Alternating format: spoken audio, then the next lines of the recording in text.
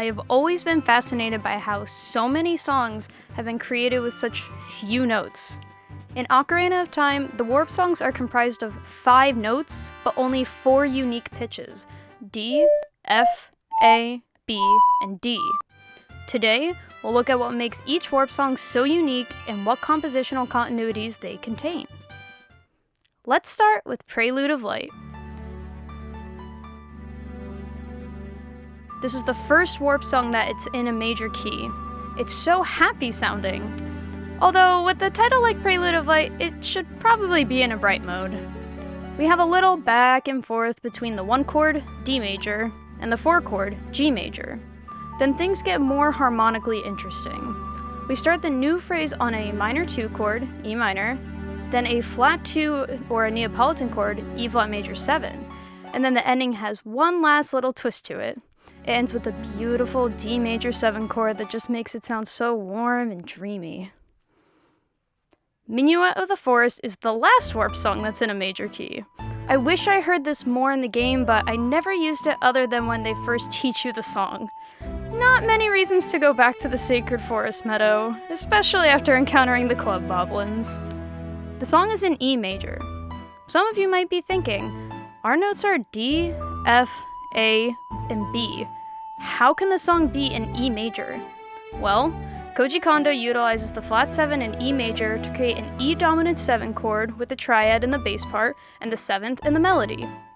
This could be written as a 5-7 of 4, which is a weird way to start a piece, but harmonically makes sense because we move to the 4 chord A major.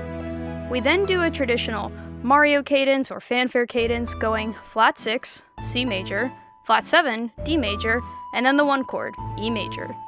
It's pretty cool how we don't start the piece with our typical 1 chord and how the ending progression is one commonly used as a fanfare at the end of a level or battle.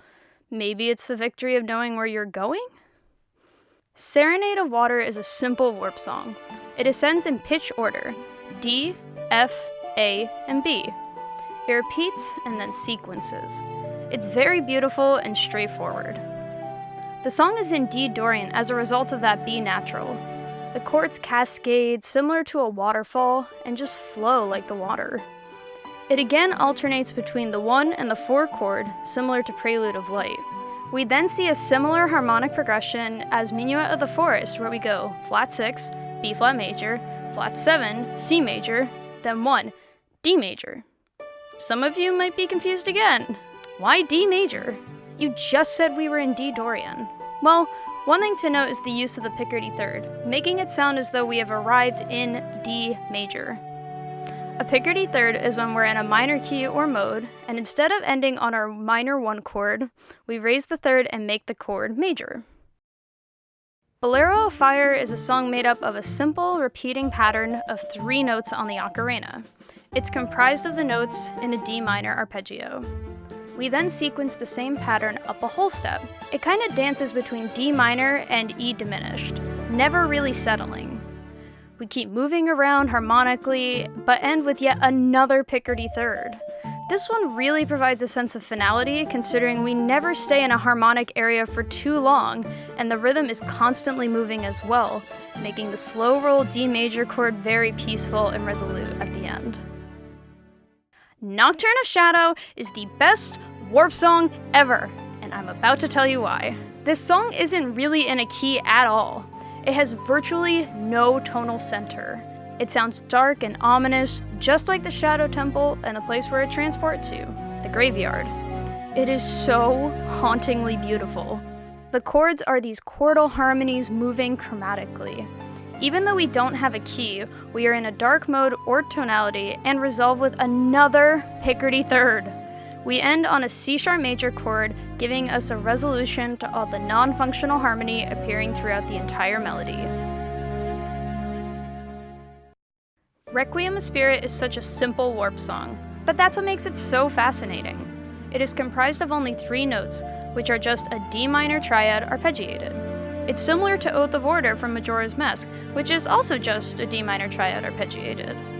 And while both songs are based on the same notes, they both sound so different to me.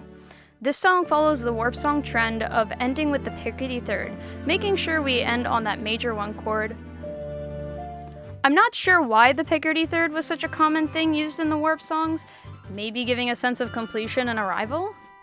A lot of what bolsters these warp songs is the continuation of the song after the segment you play, usually involving sequences to give the song a bit more motion and direction. This way, we don't just sit in one place. We really experience a mini musical journey that builds up the tensions and releases it at the end. Thank you so much for watching. I hope you enjoyed. Don't forget to check out my Patreon and click subscribe if you want to see more music theory videos. Thank you. Bye.